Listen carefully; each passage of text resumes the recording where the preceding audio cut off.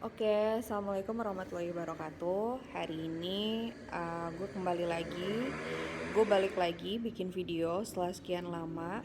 Sebenarnya video-video yang gue bikin ini lebih ke untuk nyimpen arsip-arsip, untuk reminder, untuk mengingat diri. Jadi kalau suatu saat misalnya gue lupa, gue lagi butuh booster, gue akan ngebuka video ini lagi. Dan kalau gue upload ke YouTube rasanya juga bisa lebih terarsipkan, dan gue juga nggak usah sibuk nyari-nyari filenya di mana.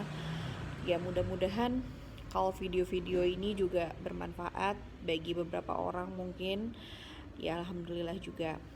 Mohon maaf jika memang ada kalimat-kalimat, ada prinsip, ada sudut pandang, ada pola pikir yang memang nggak sejalan. Kalian boleh skip aja. Jadi ini benar-benar yang gue bener-bener ngomong buat diri gue sendiri, tujuan utamanya, dan gue juga pengen sharing kalau memang sharingnya berguna. Oke, hari ini gue pengen bahas yang namanya sakit. Nah, tadi gue udah nonton, jadi dulu gue pernah kayak ikut-ikut gitu sama yang namanya PPA, Pola Pertolongan Allah. Jadi dia tuh kayak satu training atau seminar gitu, which is dia menekankan pada ya pertolongan Allah sesuai dari namanya. Jadi apa-apa kayak misalnya masalah hidup, problematika hidup, semuanya itu diselesaikan dengan pola pertolongan Allah. Nah hari ini gue lagi pengen ngomongin rasa sakit. Nah, sakit, apa sih sakit? Sakit itu banyak banget definisinya. Bisa jadi sakit itu perasaan tidak nyaman, perasaan gak enak, perasaan terluka gitu. Banyak banget definisi dari rasa sakit. Dan orang-orang banyak mengartikan sakit dan penyakit itu hal yang sama. Padahal penyakit dan sakit adalah dua hal yang berbeda. Penyakit adalah salah satu bukan salah satu sih, penyakit itu adalah nama penyakit kan, penyakit gitu, kayak misalnya diabetes, darah tinggi, kayak gitu-gitu, itu namanya penyakit. Dia disebabkan oleh mungkin mikroorganisme ya kan, mungkin disebabkan oleh virus, mungkin juga disebabkan oleh ketidakseimbangan hormon atau sel-sel dalam tubuh gitu-gitulah, gue kurang paham ya kalau itu. Nah, sedangkan sakit ini adalah reaksi atau akibat dari penyakit tadi gitu. Nah, gue nggak akan menekankan ke penyakit sih. Yang akan gue bahas di sini lebih ke penyakit atau sakit perasaan atau sakit hati. Kenapa gue sekarang ngomongin penyakit lahiriah? Karena nanti akan ada hubungannya. Kita bisa menganalogikan penyakit atau sakit perasaannya kita, sakit psikisnya kita dengan sakit fisik. Kita bisa menganalogikannya. Gimana sih? Nah, kita sekarang ngomongin dulu rasa sakit. Semua orang pasti pernah terluka, pernah sakit. Sakit itu kan hampir sama kayak luka lah, perasaan gak enak lah, gak nyaman lah gitu. Dan timbulnya rasa sakit pada setiap orang ini berbeda-beda sebabnya. Karena setiap orang juga dipengaruhi dengan daya tahan, dipengaruhi juga dengan lingkungan, kebiasaan, sudut pandang, pola pikir juga yang berbeda. Misalnya gini, kalau gue dicemooh, misalnya dikatain monyet atau misalnya bodoh sama orang gitu, bisa jadi gue sakit hati karena mungkin daya tahan gue atau misalnya daya tahan gue atau misalnya lingkungan gue tidak pernah berkata seperti itu, tidak pernah mengatakan hal-hal kayak tadi bodoh atau mungkin monyet gitu. Jadi sekalinya gue dapet cemoohan kalimat-kalimat yang itu akan menyakiti gue, dan gue akan merasakan rasa sakit karena memang di lingkungan gue, di space-nya gue, di environment-nya gue, kita nggak pernah manggil-manggil pakai sebutan kayak gitu. Tapi di belahan budaya yang lainnya atau mungkin bahkan di negara yang lainnya, sebutan seperti itu kayak misalnya bodoh gitu, itu tuh mungkin bisa jadi ada yang biasa aja. Orang yang nerima kalimat itu tuh ada yang biasa aja. Kenapa? Karena mungkin lingkungan mereka juga sudah terbiasa mengatakan hal-hal seperti itu. Jadi mereka tidak menganggap itu adalah suatu hal yang melukai. Itu bukan suatu hal yang rude, bukan suatu hal yang kasar. Jadi mereka menganggap karena lingkungannya sering berkata seperti itu, jadi itu adalah hal yang biasa dan bukan hal yang kayak kasar gitu tuh bukan. Nah, bisa juga mungkin karena daya tahan mereka uh, dalam mencerna si kalimat-kalimat tadi itu lebih kuat. Nah, banyak banget faktor-faktornya. Jadi kita tidak bisa mengeneralisir, nggak bisa menyamaratakan. Kayak misalnya, ih kamu tuh ya diomongin gitu aja nangis, diomongin gitu aja sedih, diomongin gitu aja lembek. Karena kita harus tahu background dari setiap orang yang kita omongin, ya kan? Ya terus gimana dong kalau kita setiap mau ngomong sama orang kita harus menyesuaikan sama background orang tersebut, dan kita juga harus benar-benar berhati-hati dan menyesuaikan dengan mungkin pilihan diksi, dengan cara dia berkomunikasi, ribet banget, repot banget gitu. Oke. Nah, di sini gue akan menjelaskan tentang standarisasi. Semua orang tuh kalau buat gue ya, ini dalam cakupan Islam, dalam cakupan di agama gue ada standarisasi dalam bersikap, ada standarisasi dalam melakukan sesuatu, ada standarisasi dalam bagaimana kita harusnya menyikapi sesuatu, melakukan sesuatu, bersikap, berbicara, semuanya itu benar-benar ada standarisasinya. Bisa dibilang diatur. Kenapa sih diatur?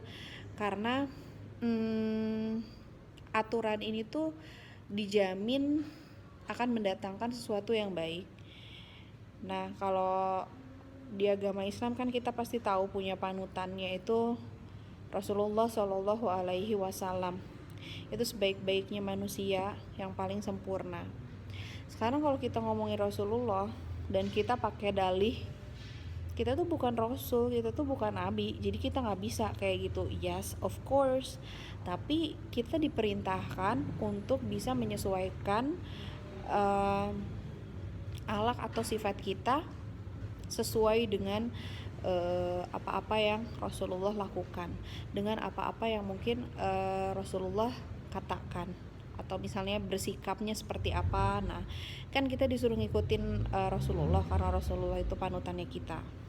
Nah, sekarang dalam hal tadi misalnya berbicara itu tuh pasti ada standarisasinya, biar kita nggak saling bentrok, biar kita nggak saling harusnya begini cara ngomong, harusnya begini gitu. Itu semuanya ada standarisasinya.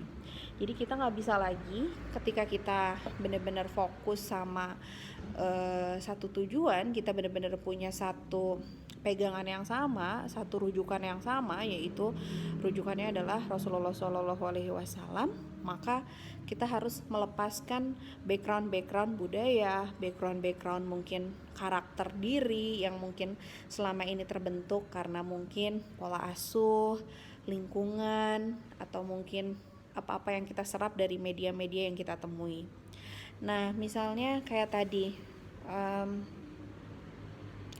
ada orang yang bilang cara ngomongku begini, karakterku begini, dan kamu harus memahami itu. Oke, fine. Setiap orang juga mungkin kalau kita nggak ngomongin agama, pakai norma biasa, ya kita memang harus memahami setiap orang lain. Kita memang harus memahami karakter orang lain. Tapi balik lagi, kalau tadi kita sama-sama punya rujukan yang sama, punya referensi yang sama, harusnya cara kita berbicara, cara kita bersikap juga mengikuti referensi atau rujukan itu. Kayak misalnya cara bersikap, cara berbicara, itu kan ada contohnya. Rasulullah, bagaimana cara Rasulullah berbicara, bagaimana cara Rasulullah memilih kalimat-kalimat agar bisa menyenangkan lawan bicaranya. Sampai pernah dikatakan bahwa Rasulullah itu, setiap orang yang berbicara kepada Rasulullah itu pasti pulang dari bicara sama Rasulullah tuh semua orang yang udah ngomong sama Rasulullah pasti bilang begini, aku adalah orang yang paling diistimewakan oleh Rasulullah, aku adalah orang yang paling deserve best gitu sama Rasulullah. Itu setiap orang yang pulang dari ngobrol sama Rasul pasti berbicara seperti itu. Kenapa? Karena siapapun yang datang kepada Rasulullah, siapapun, mau itu mungkin strata strata sosialnya tinggi atau bahkan paling rendah sekalipun, beliau selalu menyamaratakan treatmentnya terhadap orang-orang yang bicara atau datang kepada beliau untuk ngobrol, untuk bicara. Nah sekarang yang biasanya bikin berantem kita sama siapapun lah, entah itu pasangan atau mungkin entah itu temen, keluarga bahkan gitu, susah sih ya kita memahamkan karena tidak semua orang willing, tidak semua orang bersedia untuk ngikutin referensi tadi yang gue bilang, yaitu ngikutin Rasulullah SAW. Karena untuk nyampe pada kesediaan untuk mengikuti referensi tadi, sunnah Rasul tadi, itu sulit ya, bukan hal yang mudah. Karena kesediaan itu harus diawali dengan iman, harus diawali dengan percaya bahwa apa-apa yang Allah perintahkan itu adalah baik. Apa-apa yang Allah perintahkan itu adalah yang harus dilakukan.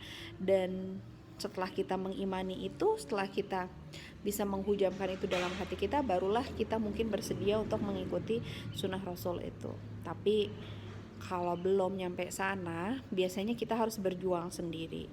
Tapi lagi-lagi Rasulullah pun memberitahu atau mencontohkan, dan pasti ada di setiap apapun masalah beliau pasti punya contohnya. Ibaratnya kayak gimana sih ngadepin orang yang mungkin imannya belum kuat, gimana cara ngadepin orang yang mungkin pemahaman agamanya belum luas, belum deep. Terus mungkin ada juga yang menghadapi orang yang baru hijrah dan mungkin pemahamannya belum holistik gitu. Itu banyak banget dan itu pasti ada caranya, dan Rasulullah dulu juga banyak banget menghadapi hal-hal seperti itu, dan kita juga bisa mencontoh bagaimana beliau Baginda Shallallahu Alaihi Wasallam ini menyelesaikan berbagai macam permasalahan itu gitu.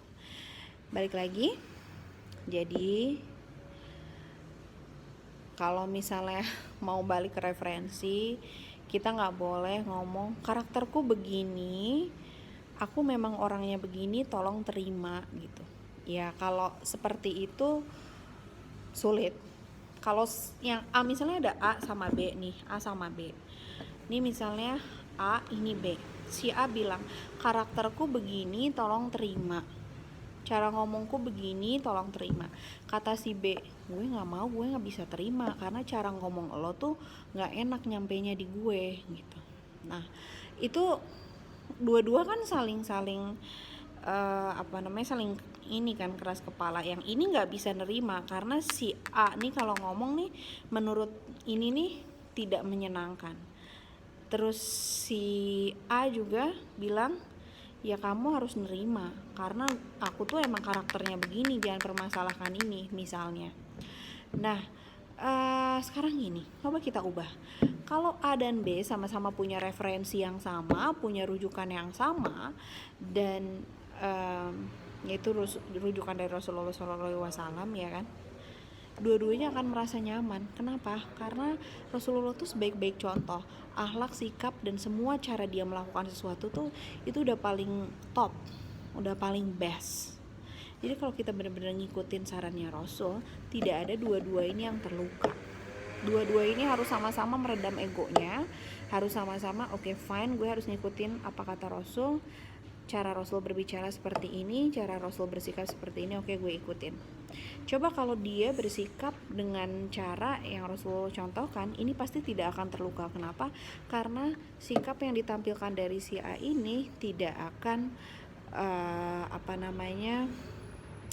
tidak akan melukai. Karena sikap Rasul tuh yang mana sih? Sikap Rasul yang melukai itu gak pernah ada. Begitu pula ini ketika berkomunikasi pada A. Ketika dia mengikuti apa yang disarankan, yang diperintahkan, misalnya yang dicontohkan oleh Rasul, ini juga nggak akan terluka, nggak akan sakit hati. The problem is banyak orang yang masih kayak, ini karakter gue emang begini orangnya, tolong gitu. Nggak bisa, lo nggak bisa maksa orang lain untuk nerima lo, karena tadi daya tahan orang, lingkungan orang, semuanya juga beda-beda, dan kita nggak bisa nyamaratain itu, kita nggak bisa mengeneralisir itu. Jadi punyalah referensi yang sama, punyalah rujukan yang sama, biar kita tuh nggak saling debat. Dan di budayaku begini, di budaya kamu begitu. Enggak kok, aku biasanya begini, kamu biasanya. Coba kita hidup, kalau hidup gini deh, ibaratnya kayak hidup-hidup di sinetron atau di film-film, orang-orang yang baik itu kan kita kelihatannya baik banget gitu. Coba kalau kita benar-benar bisa menjalani hidup seperti itu gitu, tidak akan ada yang terluka, tidak akan ada yang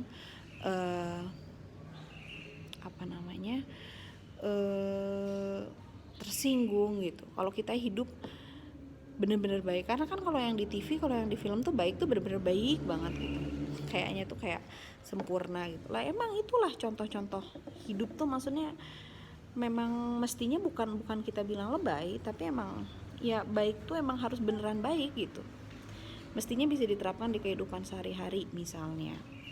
Jadi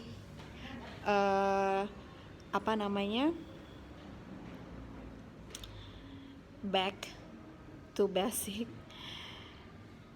tinggalkan budaya, tinggalkan karakter, ikutin apa yang Rasulullah contohkan. Indah banget kalau kita nyontohin gimana cara kita bersikap sama teman kita, cara kita berbicara sama teman kita biar menyamankan. Sekarang gini deh, Rasulullah aja yang Rasul, kalau nasehatin orang, dia akan cari cara yang paling baik. Gimana caranya saya menasehati orang tapi tidak melukai? Gimana caranya saya menasehati orang tapi orangnya nggak tersinggung? Kalau Rasulullah menasehati orang lalu orangnya mungkin terluka atau tersinggung dan caranya kurang baik, Rasulullah pasti minta maaf. Itu Rasul gitu, yang mencari cara gimana caranya saya menasehati, berbicara itu tidak terluka gitu, tidak tersinggung gitu. Harusnya kalau memang sama-sama punya referensi yang sama, kita bisa sama-sama saling menyamankan, kita bisa sama-sama saling menghargai ya. Hati nurani kita juga pasti tahu kok sebenarnya mana yang baik atau mana yang kurang baik. Kita semua pasti punya background, kita semua pasti punya latar belakang, lingkungan sendiri, pola asuh dari keluarga dan lingkungan. Kita juga experience yang berbeda-beda setiap orang. Tapi baik lagi bahwa apa-apa yang Rasulullah contohkan itu pasti sudah terbaik. Mudah-mudahan kita bisa bersikap baik, kita bisa tetap tidak melukai orang lain. Ya, begitulah.